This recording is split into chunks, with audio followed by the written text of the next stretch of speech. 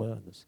A legislação trabalhista nem precisa discutir, ela é getuliana, estamos agora tentando rediscuti-la e tentar achar um caminho. Previdência pública é um tema da moda, isso aí, evidentemente, que é uma bomba relógio aí que tem que ser desarmada. As estatais desnecessárias para o papel do Estado, de novo, oneram a sociedade, mas elas subsidiam favoravelmente o patrimonialismo clientelista, porque criam mais cargos para designar diretores, conselheiros, etc., etc. Então, isso absolutamente não é algo que... um país tem uma distribuidora de gasolina, de combustível, isso é um absurdo, mas isso é uma coisa validada na nossa conjuntura social. E por aí a nossa realidade vai. Nós temos toda uma estrutura tributária aí terrível, tanto para fazê-la, uma coisa que, quando a gente ia para o exterior e falava em tax planning, todo mundo ficava olhando para a gente, porque isso era só interpaíses, mas não existia dentro do país, que nem a Finlândia, que nem a coisa... Aqui no Brasil, vocês sabem, né? Nós gastamos mais de 2.000 horas para fazer tributos, só Bolívia é o segundo lugar com a metade, e os países envolvidos têm 172 horas, em média, para fazer tributos. Então, serviços da saúde, educação, segurança, totalmente desqualificados, tá? É uma conjuntura aí que não passa só pelo Poder Executivo, mas todo o sistema judiciário, todo o sistema Código Penal, etc., que favorece punições mentirosas, condenado a 100 anos de prisão, com 8 já está fora da cadeia, no semiaberto, assassina os pais e comemora, e é liberado para ir para casa no dia da mãe, no dia dos pais, entende? Então, é um sistema que absolutamente está aí. A descaracterização dos poderes também é outra coisa que talvez não se dê conta, mas o Executivo faz medidas provisórias, o Legislativo tem emendas parlamentares que ele destina obras aqui para sua base eleitoral, e o Legislativo, na desqualificação do sistema regulatório, faz jurisprudências no meio disso. Então, é uma máquina pública de alto custo, baixa integra, e a gente sabe que o Estado não pode ser maior que a sociedade, mas é o que está sendo agora. Bom, reconhecidamente, todo mundo tem uma pauta das reformas que o Brasil precisa, reforma política, da governança pública, tributária, judiciário, sistema educacional, Código Penal e por aí vai, reforma da Previdência e tudo. O grande dilema é como reformar esse país ineficiente, lento, que está aí, que todo mundo concorda que está aí, mas e por que isso não é mudado? Bom, nesse momento nós temos um problema e temos uma situação de mudanças, e o Temer deve assumir, tudo que indica, de maneira definitiva, a presidência. Mas assume dentro de um quadro aí que preocupa, porque ele ainda tem um quadro de rejeição, por outro lado, tem expectativas que algo mude, e muita gente, a população, está descontente com esse modelo de governança e com os políticos. A sociedade está observadora do que vai acontecer em termos de medidas. Ela está esperando por empregos e serviços públicos de maior qualidade, é uma expectativa que ela tem, mas todas as reformas imprescindíveis, sejam as de curto prazo, médio, vão passar por um Congresso Nacional. E esse Congresso Nacional, evidentemente, é um congresso que mostra-se fragilmente convergente nas propostas que têm sido colocadas até aqui. E, evidentemente, e obviamente, sempre sujeito aos agrados patrimonialistas clientelistas que o presidente pode fazer. Então, o Temer pode ter uma postura dura até um ponto de ter que transigir para compor, como já aqui nesse período de transição, teve que transigir para conseguir fazer alguma coisa a mais. O desdobramento da Lava Jato, efetivamente, ainda tem muita coisa por vir, tá? E, efetivamente, deve atingir o próprio Poder Executivo em várias situações, diretas ou indiretas. E, evidentemente, que nunca podemos esquecer as corporações associadas aos movimentos de oposição, que foram construídas todas aí, que elas, a um determinado momento, vão também estar nesse jogo. Então, efetivamente, é o momento em que o governo vai ter que fazer propostas de medidas duras, amargas, tá? Não são tão radicais quanto seria se nós aqui sentássemos e academicamente olhasse para os temas. Ele vai ter que fazer numa dose que seja viável e aceitável pela base política que tem, e essa aceitação será tanto maior ou menor quanto for o apoio das elites desenvolvimentistas desse país. Então, esse é a pauta que nós hoje vivemos, uma sociedade democrática, representativa, participativa, e aonde a gente tem que começar a fazer um exercício efetivo da cidadania política. Cidadania política é não entregar simplesmente o nosso destino, às vezes até de maneira qualificada pelo voto, e sentar em casa e assistir pela televisão o que está acontecendo, ficar reclamando, injuriado com as desmedidas, os descalabros do que acontece todos os dias, mas efetivamente precisamos ter uma ação mais determinada, mais inserida nesse processo, tá?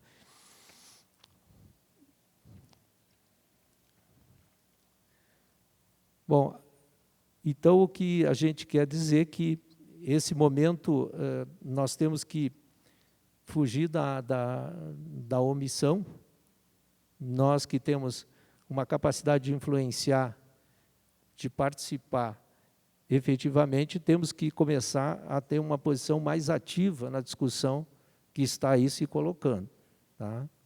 E nesse ponto nós temos que unir as nossas representatividades dentro da sociedade, as nossas entidades todas, no sentido de discutir, como aqui estamos discutindo, mas mais do que isso, estar mobilizados em fazer pressões também, porque o outro lado faz pressão sempre, e muitas vezes leva ONGs e poucas, vamos dizer, de representatividade no sentido maior da sociedade, conseguem efetivamente formar decisões dentro do sistema político e da governança que atende interesses minoritários e não atende os interesses maiores da sociedade. Então, essa consciência de que temos que mudar e que precisamos das reformas, as elites desenvolvimentistas que temos do país precisam buscar uma posição dentro desse jogo. Não adianta a gente ficar apenas na indignação, na busca de culpados, mas efetivamente temos que começar a construir uma agenda para o país, de reformas. Uma agenda não é o que eu quero, o que a gente vê muitas vezes o setor se representar, cada um elabora a sua agenda e põe para alguém, num sentido assim meio cerimonial, mas efetivamente não há uma agenda convergente. A minha agenda, a tua, de qualquer outro, elas são diferentes, mas seguramente elas têm alguma convergência. E nós temos que construir a convergência de entidades que possam participar desse jogo a partir da perspectiva do setor empreendedor, do setor que efetivamente desenvolve. Eu repito que dois setores que têm a maior capacidade de transformação social é a educação e o setor empreendedor.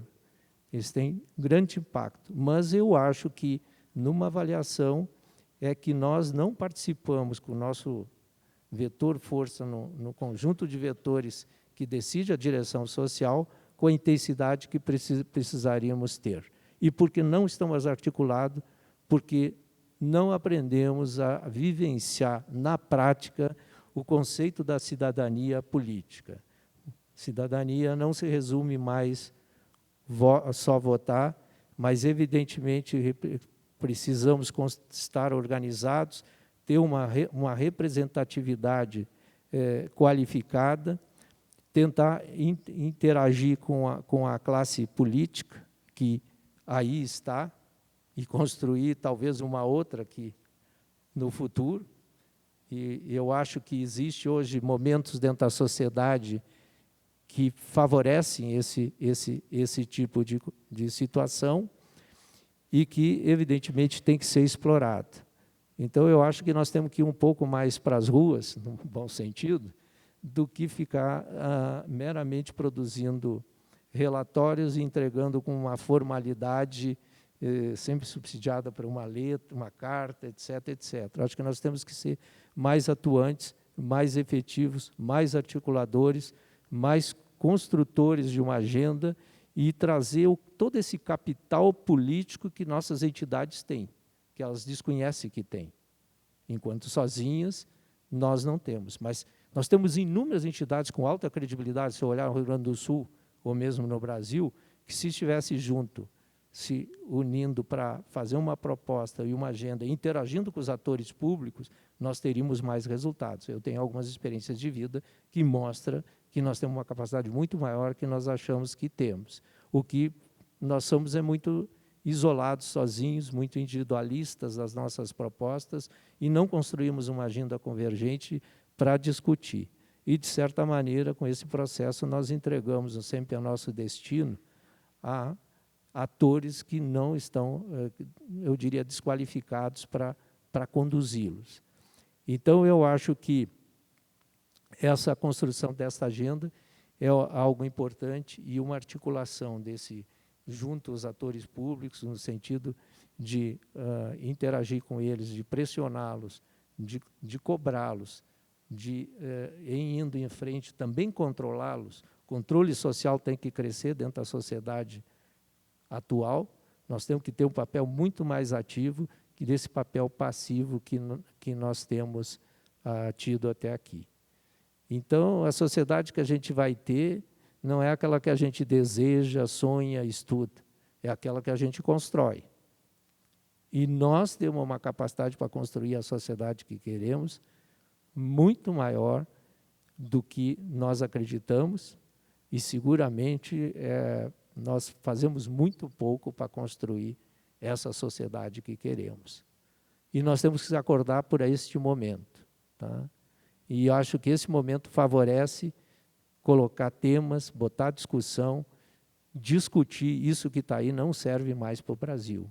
Isso que está aí está ultrapassado. É um modelo construído na história, como foi ventilado, isso não é da Dilma, é do coisa aqui, agravou-se, mas esse modelo é histórico. Tá? Esse modelo é histórico. Então, fazer essa análise simplesmente de que eu sou contra esse que está aí, não. Nós temos que rever a base disso, desconstruir, construir uma nova história para o Brasil. Então, eu só acho que o meu ponto seria que nós temos que nos mobilizar, que nós temos que atuar, que temos que unir forças, temos que mostrar a nossa representatividade através das nossas entidades articuladas em fazer esse trabalho. E, seguramente, se a cidadania política crescer no nosso meio, nós efetivamente vamos ter um Brasil diferente. Obrigado.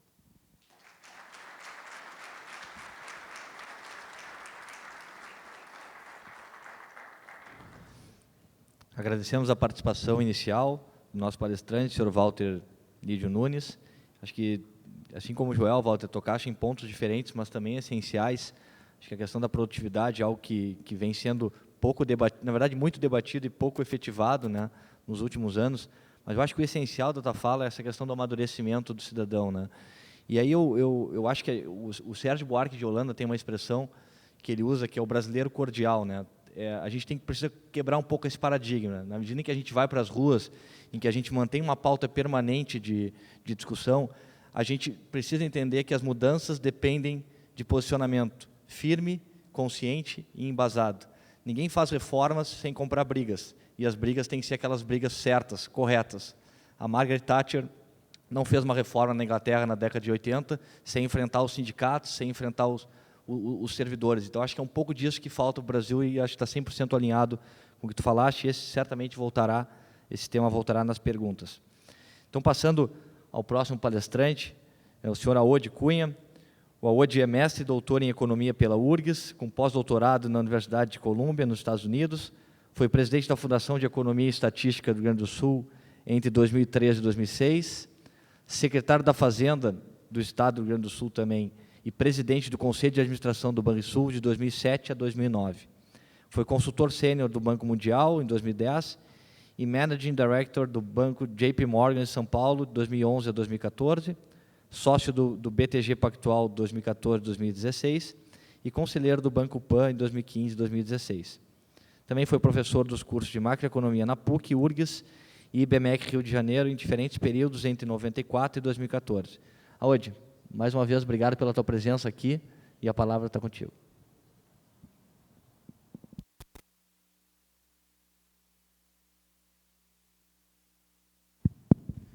Meu boa noite a todos. Eu começo agradecendo aqui ao IEE por ter me permitido mais uma vez poder voltar aqui à minha terra. Sempre é uma alegria poder rever pessoas que eu gosto. Fazia muito tempo que eu não vi o Walter, foi um prazer revê-lo aqui e um prazer também escutar o Joel. Eu vou tentar fazer aqui, nesses 20 minutos, uma rápida avaliação de como é que eu percebo, pelo que coube aparentemente para mim na discussão, né, fazer uma rápida avaliação como eu percebo o cenário macro, global e brasileiro. Vou centrar certamente mais tempo aqui nos desafios que nós temos aqui no Brasil. Mas antes de falar isso, eu dividiria que, concordando com muito que foi falado aqui, né, eu olho para essa crise que nós estamos vendo como uma crise realmente com características muito peculiares, muito diferentes e que exigem um esforço muito maior de enfrentamento do que outras que nós tivemos num passado recente ou nas últimas décadas, né? Ela certamente exigirá muito mais da sociedade brasileira em termos de maturidade do que as outras nos exigiram. Isso pode aparecer, e parece talvez a parte mais desafiadora, ou talvez o copo meio cheio, né, da visão sobre o que nos espera, mas, por outro lado, as próprias falas aqui, elas mostram o outro lado, né, a minha visão otimista. Cada vez eu vejo mais jovens se envolverem nesta discussão do país, na discussão política, e com maior qualidade, né? Quer dizer, ver aqui o Joel falando, para mim é um bálsamo, né? Para quem viu há 20, 25 anos, 30 anos no meio acadêmico, né? Alguém defender alguma posição um pouquinho mais pró-mercado, assim, tinha que falar baixinho, né? Passar longe de um diretório acadêmico. Hoje a gente começa a ver isso, e não só o discurso, né? Que isso seja feito com mais qualidade, né? Tinham movimentos isolados aqui e lá, né? O sujeito lia lá um pocketbook do von Mises ou de Hayek e tal, e bom, aquilo, daí tinha um reduto lá que a sociedade precisa de mais amadurecimento no debate político, né? Ideológico, e isso tem que ser feito com mais qualidade nos diferentes espectros da política, né?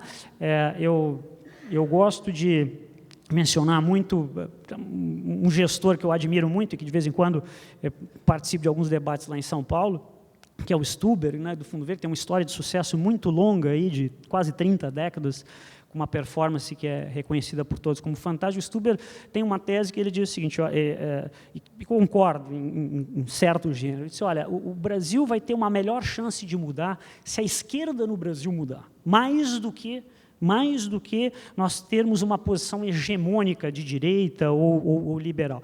O contexto dessa declaração dele é muito mais dizer o seguinte, e aqui eu concordo plenamente, ele diz o seguinte, a gente precisa tirar certos temas que já foram superados no debate internacional de países mais avançados desse espectro aparentemente ideológico, né? Se você pega e olha o o discurso do Partido Trabalhista Australiano, ele abre, né, na sua pauta inicial, é um discurso de absoluto comprometimento com estabilidade fiscal, com equilíbrio orçamentário, para defender algumas políticas públicas que são diferentes, evidentemente, de um partido mais conservador ou liberal. Quer dizer, existem temas, quer dizer, reforma trabalhista sendo liderada e enfrentada na França, né, por um primeiro-ministro e por um partido, evidentemente, de esquerda. Então, eu acho que o lado positivo desse cenário é que nós estamos trazendo um pouco mais de qualidade, mais responsabilidade, nós vamos ser obrigados a fazer isso, e também aqui, como o Walter falou, nós precisamos de mais envolvimento da sociedade. Eu usei uma expressão, uns 10 dias atrás, quando eu vim dar uma outra palestra aqui na Federação, que acabou saindo na imprensa, e algumas pessoas me cobraram, né, que eu disse que muito desta crise é responsável da sociedade, né? E eu tenho usado uma expressão que eu acho que o Marcos Lisboa também, esses dias, usou lá do INSPER, presidente do INSPER, que é um amigo meu, que eu respeito muito também, que é um acadêmico de excelente qualidade, que já teve no setor financeiro, e o Marcos está bastante envolvido nesse debate de políticas públicas, já foi secretário junto com o Levi na época do primeiro mandato do governo Lula, e ele diz assim, a nossa sociedade é uma sociedade infantil ainda. Tá?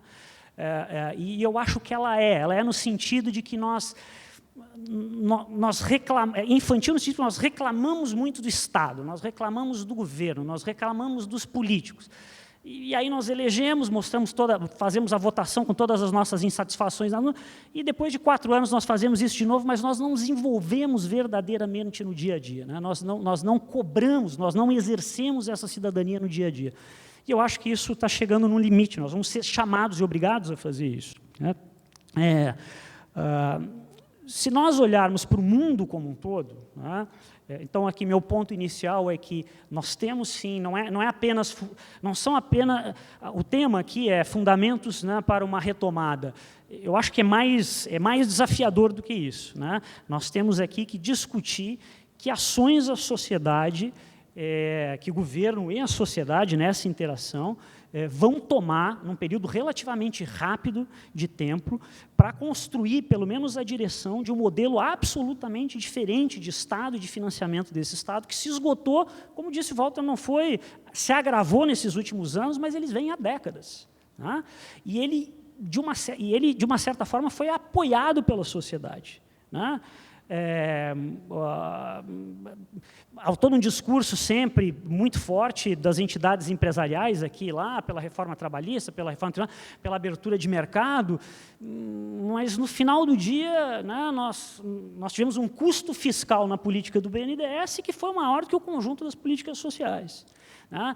Nós temos discurso favorável à abertura de mercado, mas no final do dia qualquer discussão dessa esbarra ali na Fiesp ou outras entidades, olha, ok, faz abertura de mercado, mas o meu setor ele tem um problema específico, eu preciso da proteção, porque isso eu aprendi no dia a dia, né, de governo. Eu quando estive aqui na Secretaria da Fazenda do Rio Grande do Sul, todo mundo defendia o conceito do ajuste fiscal, do equilíbrio orçamentário, todo mundo dava força.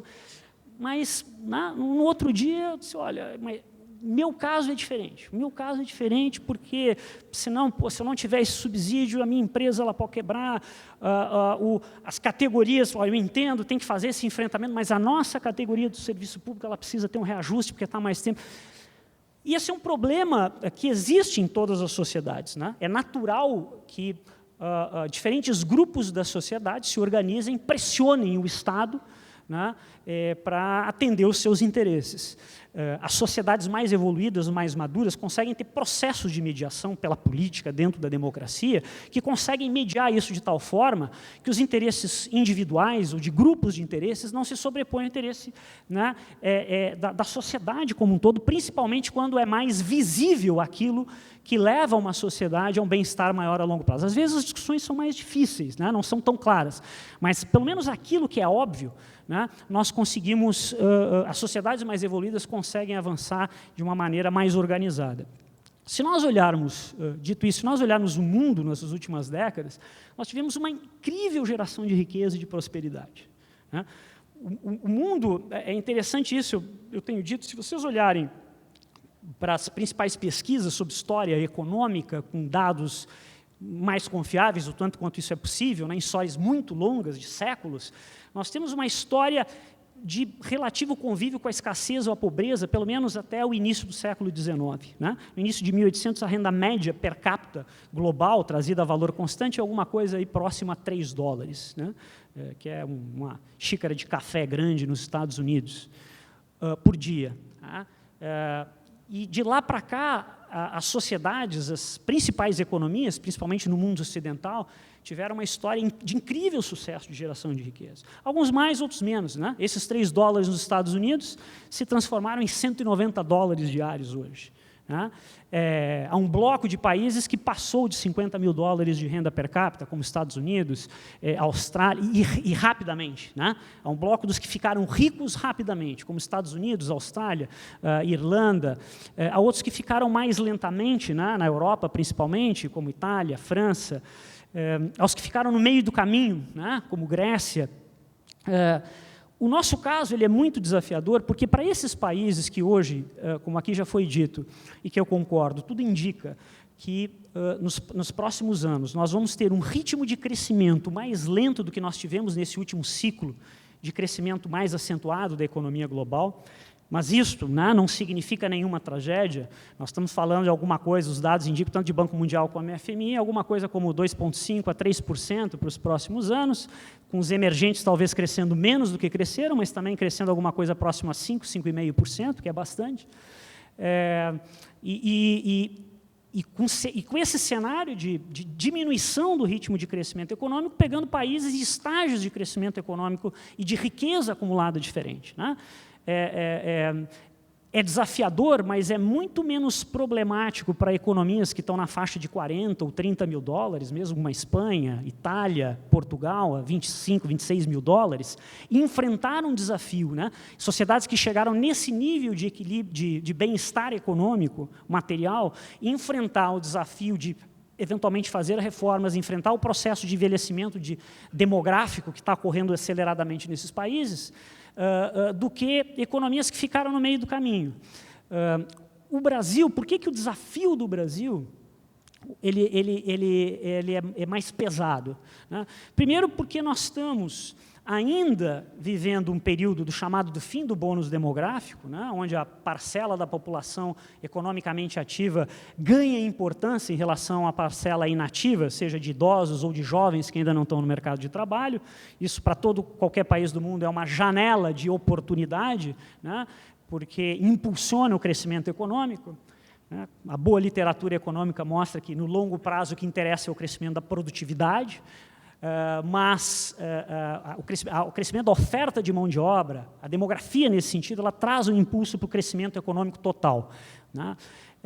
E vários países aproveitaram bem isso, né? Ficaram ricos antes de ficarem velhos, ou chegaram relativamente próximos nessas duas tendências, como esse bloco de países que eu mencionei para vocês. O Brasil hoje é um país que ainda não tem a estrutura etária como desses países mais velhos, principalmente Europa e Japão, né? Mas ele envelhece rapidamente. Né? O Brasil vai ser dessas grandes economias, das economias, se a gente pegar todas as economias da OCDE, dos emergentes, dos grandes emergentes, vai ser o país que vai envelhecer a taxas mais elevadas nos próximos 10, 20 anos. E isso vai trazer enormes desafios para a sustentabilidade de políticas públicas, para o papel do Estado, do financiamento do Estado. A gente começou a falar mais isso nos últimos anos, mas eu tenho essa percepção, da mesma forma que eu tinha uma percepção aqui sobre a história da necessidade de ter controle sobre o gasto público, sobre o déficit para o Rio Grande do Sul, e me chamavam de alarmista, que a gente poderia ter um desastre lá na frente. Eu tenho essa percepção, comecei a estudar isso desde a época que eu estava em Colômbia, em 2010, que o tema da demografia ia trazer... Ainda nós tínhamos algumas janelas de oportunidade, mas iam trazer um enorme desafio para o Brasil na frente. Eu acho que a sociedade não entendeu o tamanho desse problema que nós vamos ter. Mas ela vai precisar participar desse debate rapidamente, principalmente na questão da Previdência. Então, o que é diferente hoje do Brasil? O Brasil ficou um país dentro da chamada armadilha da renda média. O Brasil teve períodos de crescimento acentuado, como na década de 60, 70, né? Períodos de estagnação longo, como na década de 80, início da década de 90. Resolveu o problema crônico lá da inflação, colocou algumas regras mais próximas de mercado, voltou a crescer ali na segunda metade da década de 90, teve a crise da Ásia, mas enfrentou relativamente bem, fazendo um ajuste fiscal transitório. Depois vem o governo Lula, e apesar da incerteza grande que se avolumou lá no ano de 2002, com risco Brasil subindo muito, taxa de juros tendo que subir muito, inflação também, a garantia de manutenção mínima de algumas políticas fiscais e monetárias lá no início de 2002, 2003, acalmaram o mercado, junto com o mundo, né, dando muito certo, China crescendo muito, boom de commodities, gerou um cenário onde o país foi conseguindo crescer a taxas menores do que não só os emergentes, mas mesmo de países desenvolvidos na época. Então, se a gente pega essa taxa média de Brasil, nesse cenário de 20 anos, nós nunca conseguimos descolar muito de 2,5%, 3%. Né? Alguns períodos, dependendo do cenário global, um pouco mais, outros um pouco menos. E a explicação para esse crescimento relativamente baixo, né, nas últimas 2 décadas, é o fato de que nós não conseguimos fazer muito das reformas que nós dissemos que nós temos que fazer no discurso, mas a gente não consegue executar. A gente vai amadurecendo um pouco da agenda sobre o que fazer, mas nós evoluímos muito pouco nos como fazer. E o Brasil chega nesse momento onde o mundo tem desafios mais complexos para continuar crescendo, como no cenário anterior, seja do ponto de vista econômico, seja do ponto de vista da demografia. Né? Hoje nós estamos falando lá quanto tempo mais de folga se vai ter antes da taxa de juros subir nos Estados Unidos, ou se pode ter mais algum tipo de crise pontual ou bancária na Europa, ou se o Japão vai conseguir retomar o crescimento com as políticas de estímulo. Né? O mercado surfa nessa expectativa relativamente positiva, nós vamos ganhando tempo aqui no Brasil, né? Mas o fato é que, nesse cenário todo, o país ainda ficou preso dentro daquela chamada armadilha da renda média. Né? Ele deixou de ser um país pobre em termos de renda per capita, né? Ele não é um país com a média de renda per capita africana ou de parte do Sudeste Asiático, mas ele é um país relativamente pobre, de renda média. Só que está ficando velho rapidamente. Né? Ele está perdendo rapidamente o bônus demográfico. Então, ele precisa fazer, esse é o paradoxo, mais rapidamente ainda, certas reformas que outros países foram